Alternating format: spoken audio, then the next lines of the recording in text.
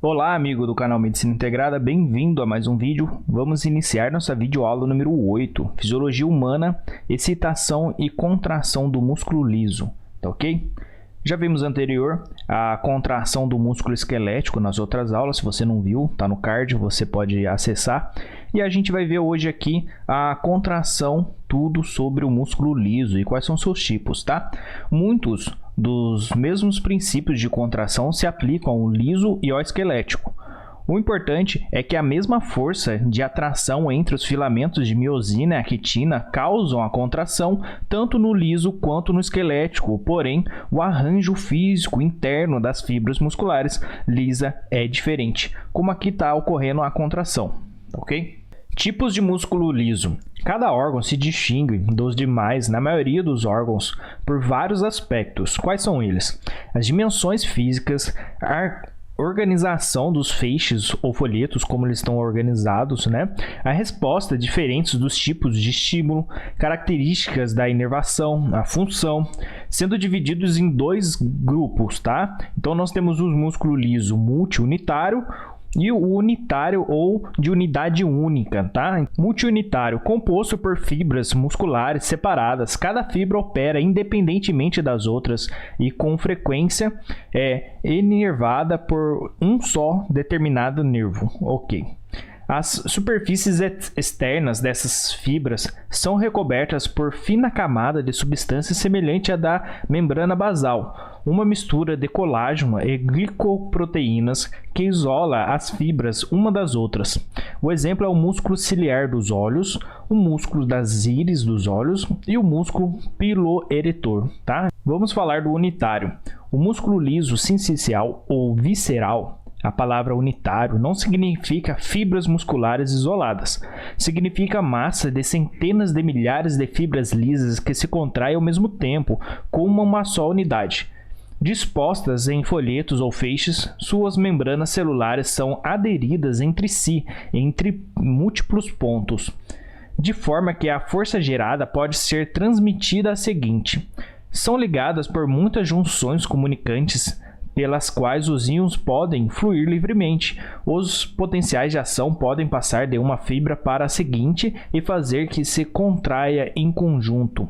O exemplo é o trato gastrointestinal, os ductos biliares, ureteres, útero e os vasos sanguíneos. Então eu coloquei aqui a ilustração para vocês como ela está alocada. Bases químicas. O músculo liso contém filamentos de actina e miosina, mas não contém complexos de troponina. O processo contrátil é ativado por íons cálcio e o trifosfato de adenosina, o nosso ATP, e é degradado em difosfato de adenosina, o ADP, para fornecer energia. Importante diferença no acoplamento, excitação, contração e controle de processo contrátil pelos íons cálcio durante a contração, a quantidade de energia necessária para a contração.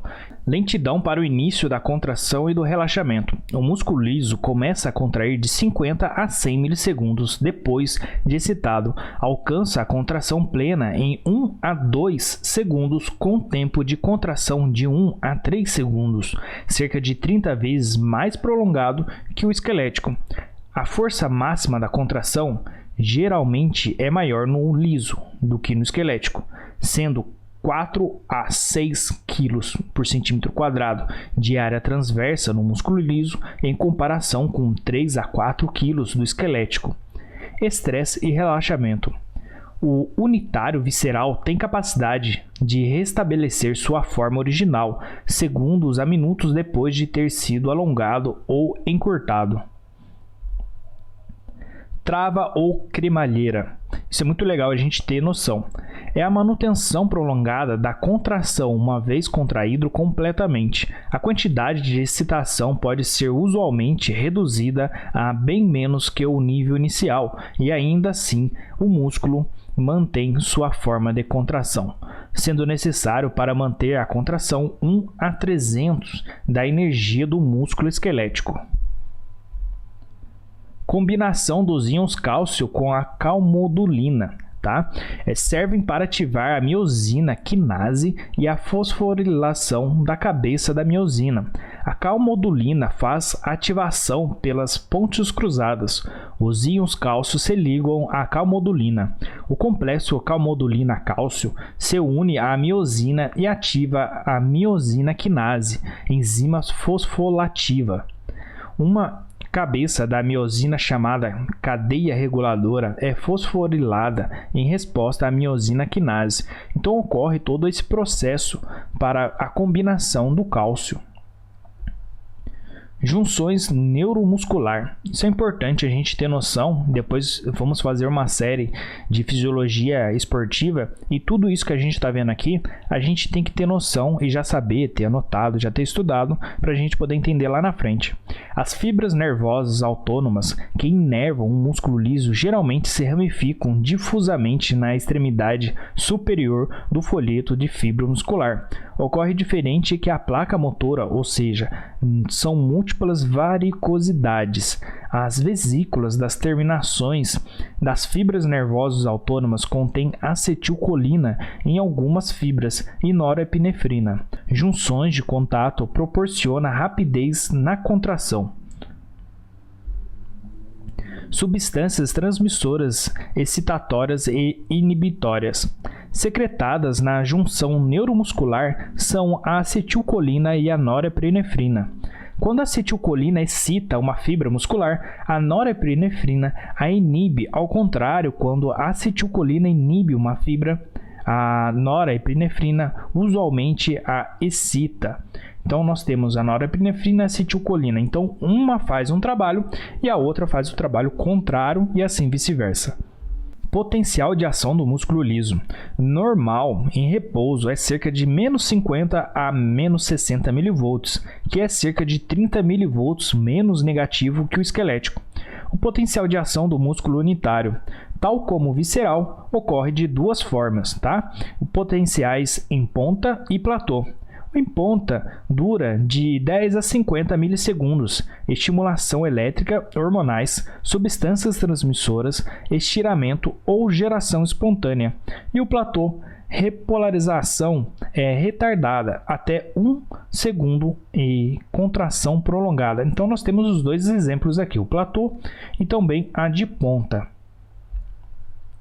Controle de feedback. Isso é muito importante a gente saber, porque isso ajuda no controle osmótico e no controle hemodinâmico do corpo.